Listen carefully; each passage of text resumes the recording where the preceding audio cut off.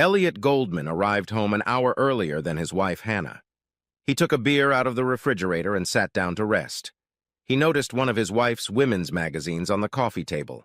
The main article on the cover was 10 Ways to Know Your Spouse is Cheating. Normally, Elliot would have ignored or even laughed at such a title.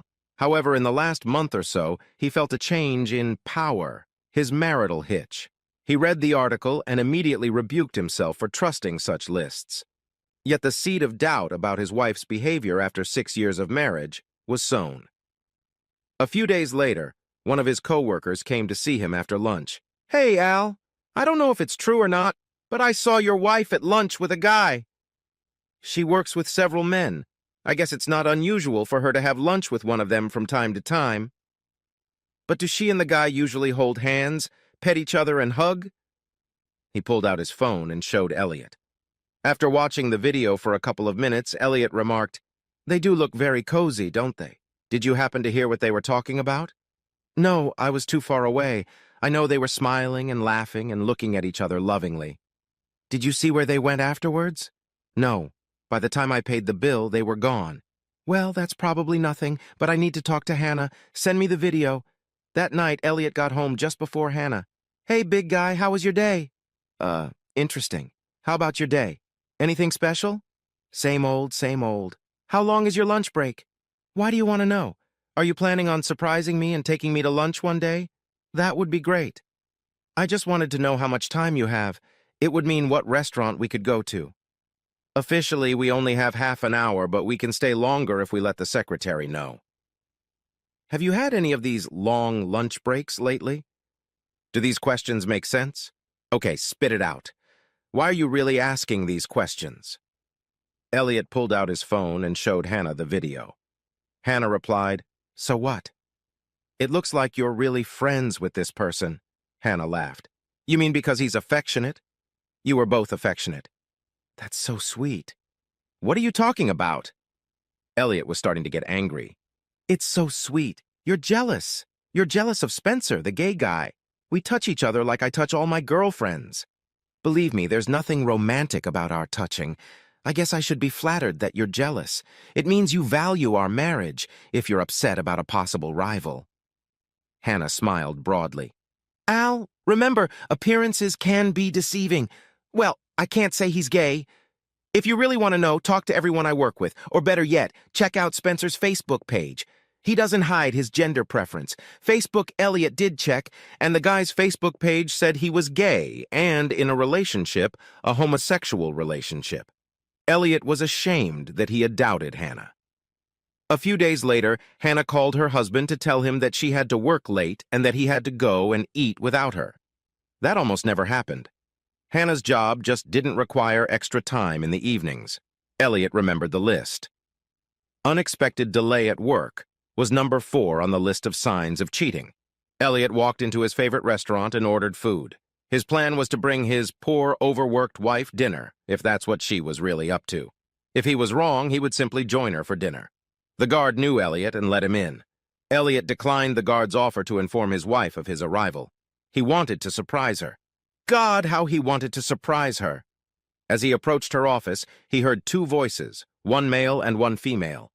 Stepping quietly, he stood at her door and listened, hearing his wife say, "Oh, this is really good."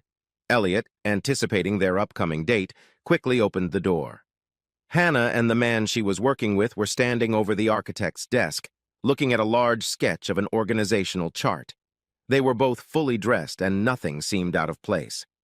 "Elliot, this is a surprise. What are you doing here?" "I just wanted to bring my loving wife dinner." "That's so sweet. You brought dinner for Jimmy, too?"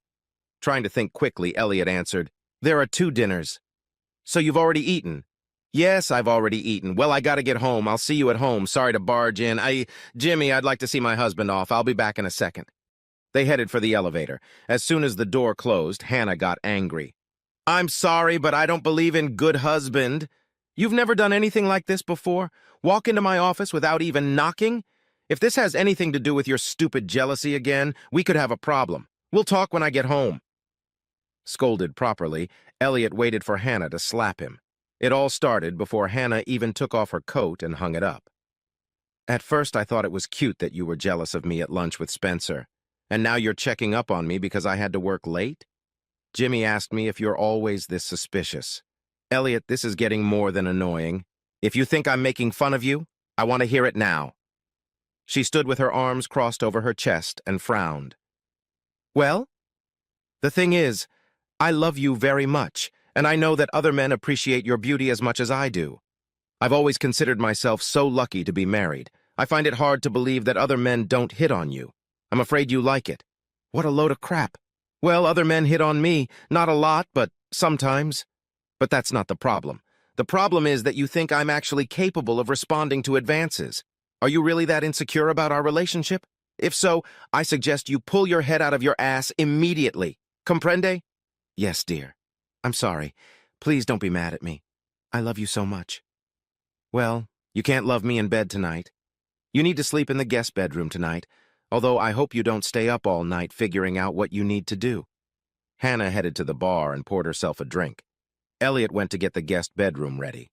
It was chilly in the Goldman house that night. Elliot was glad that Hannah didn't seem so upset in the morning. Elliot, I'm really sorry I left you last night. I'm just disappointed in what you seem to think of me and my possible betrayal. Look, I take my marriage vows very seriously. I haven't been involved with anyone since we got married, and I don't intend to. You can't seem to understand that appearances can be deceptive. Furthermore, I have never doubted your commitment to our marriage. I suppose I can expect the same. I just don't understand why it isn't. After making that statement, she burst into tears. Elliot felt miserable. I'm sorry, honey. You helped me come to my senses. Please forgive me. I won't doubt you anymore. Hannah walked over and kissed Elliot. Let's put all this talk of spying and adultery behind us. Our marriage is too important to us to sabotage it by mistake. Remember, we will soon be adding little ones to our family. We can't raise children in an atmosphere where one of us doesn't trust the other. That's enough for today. I'll see you at dinner, and I won't be working late. She smiled slyly. Over the next few days, Elliot tried his best to do things he hoped Hannah would appreciate. Flowers, candy, chocolate, nuts, and caramel bars, and taking her out to dinner. The atmosphere at home softened considerably. One evening, Elliot was balancing his online account and his online credit card account. Everything seemed fine until he got to the account for the joint credit card with Hannah. 3 days at a local 2-star motel were charged. He realized that those 3 days were the days of his business trip. Damn, not again. Remembering the last disaster, Elliot didn't even want to think about asking her about it until he was sure it was what he was afraid of. He began to think about figuring it out before he made a fool of himself again, or worse, jeopardized his marriage. Elliot went to the hotel and asked the porter if he had been on duty those 3 days. He then asked if the hotel still had security footage from that period. It did. For $250, he saw the footage. Finally, after a quick rewind of the tape showed Hannah opening the door to a room. With her was a man dressed casually. They entered. This was a couple hours before Hannah left. Although Hannah never seemed to stay overnight, she did make several visits of varying lengths over the course of 3 days. The guy came and went several times alone, usually carrying food. Elliot got a copy of the recording. Elliot ran through every possible scenario that could suggest Hannah's visits to the motel were for a legitimate purpose. He couldn't envision anything but what he feared most. Was it time to meet Hannah again? Not if he wanted to keep his balls. Elliot needed more proof. He talked to his lawyer. By the time he left his office, he had a divorce petition in the works and a private detective under contract. The detective hid cameras and tape recorders in the house, and Elliot hid one in Hannah's car. For weeks, daily video searches and recordings yielded no unusual results until the digital recorder in the car recorded part of Hannah's candid conversation. Hey, Craig, can I talk to you for a second? I'm in the car on my way to work. Okay, me too. Are you ready to talk about our little adventure at the hotel? Yeah, it was one of the most exciting things I've ever done. So you don't have a problem with what we did? Not really, I just wish we weren't so secretive. You know we can't talk about it in the office. You never know who might overhear. Well, you could always tell your husband. Oh, yeah, sure, like he'd understand why I'd want to do that. Do you think we could ever do something like that again? I don't know. We'll have to pick the right time. I don't want to explain what we're doing. The possible consequences are too horrible. Okay, I'll wait. It's worth it. Okay, but next time you'll pay for the room. They both chuckled, and the conversation ended. Elliot was seething with anger. Let's see what the bitch had to say about this. Copies of the video and recording were sent to his attorney. The divorce petition was to be accompanied by a copy of the prenuptial agreement. The adultery she committed would leave her with what she brought to the marriage. Elliot would tell the lawyer when to pull the trigger. Hannah took off her coat and tossed her purse on the couch. Elliot sat at the kitchen table drinking a beer. His laptop was in front of him, but was turned toward the living room. An envelope lay next to the computer. On the other side stood a digital voice recorder. Judging by the shit-eating grin on your face, you've got something up your sleeve. You better not fall for any more adultery. It won't end so well this time. I admit you had me fooled, Hannah. I have proof this time. This should be good. Show me this so-called proof. Elliot scrolled through a video of the hotel room Hannah went in and out of, sometimes spending over an hour there. That's it? Before I say anything, what else do you have?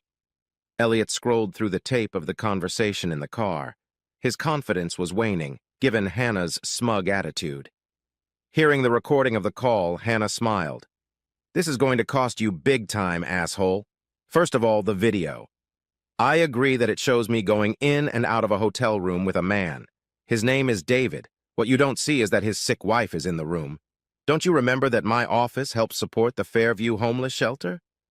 David and his wife used their time at the shelter just as they were starting to get back on their feet. The shelter agreed to pay for 1 week in a motel. They needed more time. Craig and I decided to help them, even though we weren't going to. I paid for 3 more days before they got into an apartment under the care of the mental health center staff. David's wife is ex-military, physically disabled and suffering from PTSD. I spent some time in the room talking to them about where they were moving to and the job prospects for David. I tried to support them and cheer them up. The reason Craig and I were secretive was that we could lose our volunteer positions because we went against agency policy. If the agency made exceptions to their rule on length of support, everyone else would expect it too. They don't have the budget for it. If our company found out that we had been ousted by an agency for which they are major contributors, it could have a negative impact on our work. I don't think they would fire us, but it could affect our future raises and promotions. The conversation with Craig is easy to understand now, knowing what the secret was. Scroll through the tape again. See if you hear anything in our conversation that specifically mentions sex or cheating on our spouses. You'll hear that you took our conversation about our secret act of kindness and turned it into something sinister. You just had to make some assumptions. But, can't we talk about this without yelling? No! You don't deserve any respect after what you did. You say you love me, but you don't trust me. I'm not sure I can stay married to a man who doesn't trust me. Are those divorce papers in front of you? Yeah, but I don't have to. Shut up! You can shove those papers up your ass! After your last attack of mistrust, I wondered what I would do if you didn't trust me again. I've come to the conclusion that just leaving you won't be enough. It wouldn't hurt you, because you obviously don't care much for me if you can believe I want another man. I realized something else. You're the one who's had a new wife in the last few years. You're the one. Hannah, I swear to God I've never touched another man. Oh, spare me the theatrics. I'm sick of your sanctimony. I wasn't talking about another human woman. I was talking about business. You're so consumed with growing the business and preparing to take over in a few years that the business has become your wife. I guess if you could fuck her, you wouldn't need me at all. Elliot was silent. That's what you'll do if you want us to stay married. Mind you, I don't care what you decide. I will, however, agree to stay married. Part of my reasoning will be that I will enjoy getting revenge on you every day until I am satisfied. The other reason I will stay married is that I would just as quickly be rid of all the confusion, hassle, and wasted money on lawyers that can come with a nasty divorce. And believe me, if I decide to get a divorce, it will be ugly. Honey, I'll do anything to save our marriage. Tell me what I can do. Please give me a chance. Damn you. You've made me lose my train of thought. Oh, yes, the divorce petition. Have your lawyer destroy that divorce petition and rewrite the prenup instead. The first thing is to get rid of the part about if either party can prove that the other has committed adultery, and then add the part about me getting 25% of your business and 60% of your assets, and alimony of $5,000 a month for 5 years, regardless of who initiates the divorce and regardless of the grounds. If that sounds harsh, well, hard crap. I have to do something that will scare you enough to stop these fraudulent accusations of cheating. I want you to think long and hard about what it will cost if you persist in not trusting me. And that's not all. If I ever hear, see, or even feel you checking out my cheating, I will castrate you. This signs of cheating crap stops right here, right now. What I said are the terms on which we can stay married.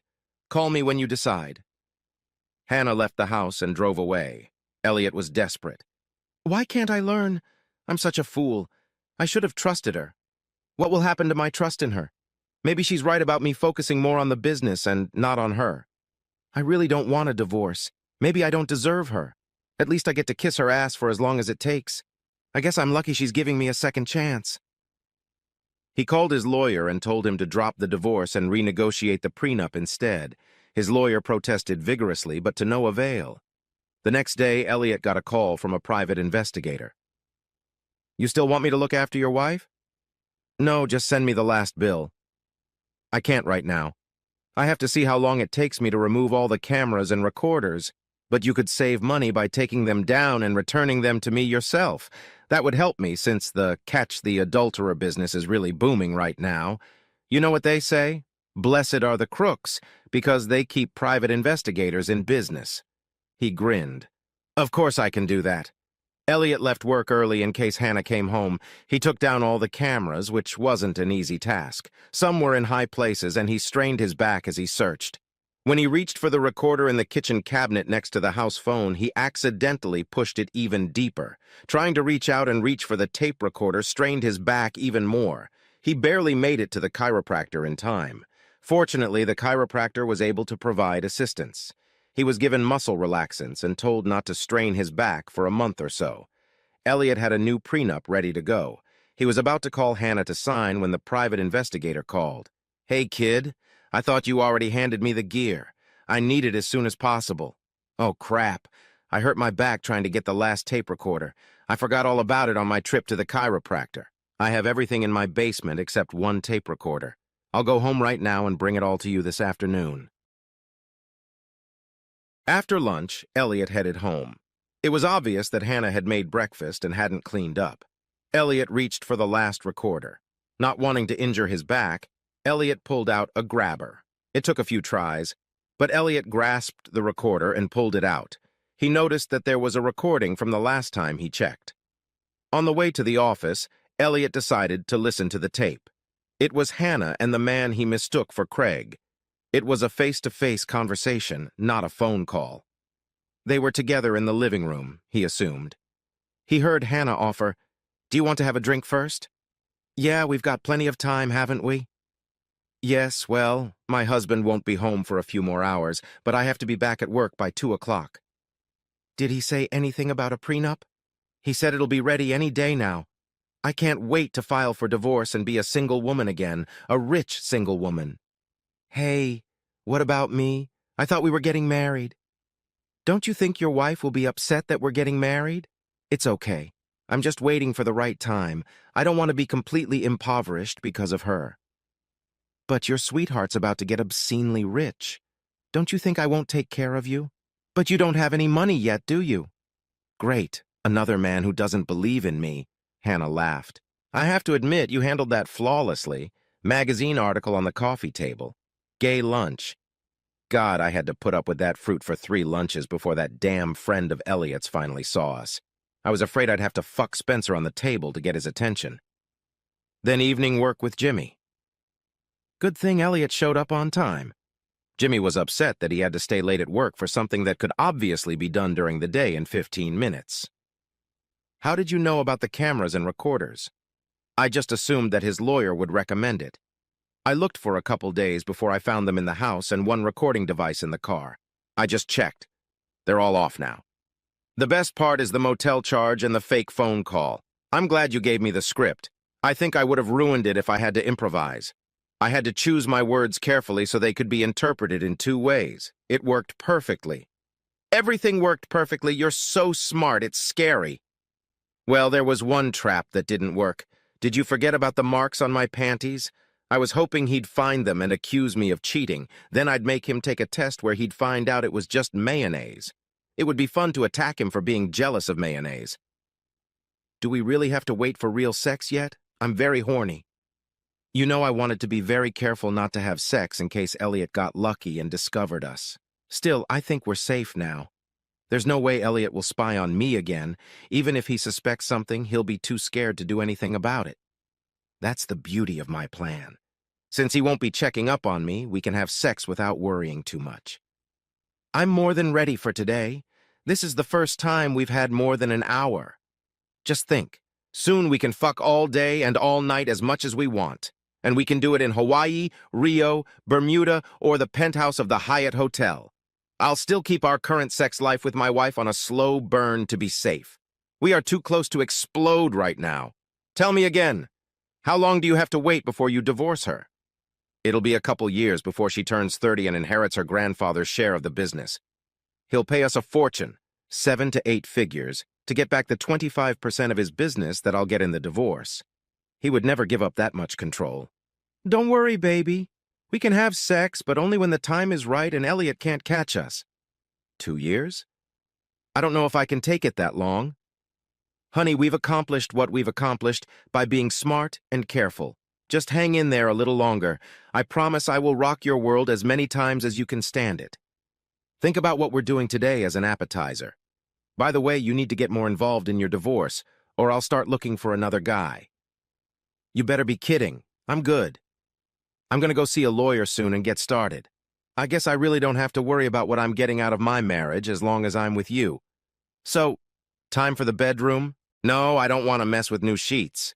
Let's do it on the carpet. It'll look dirtier and more interesting, and easier to clean. I bet I could get undressed faster than you. I heard a rustle around me.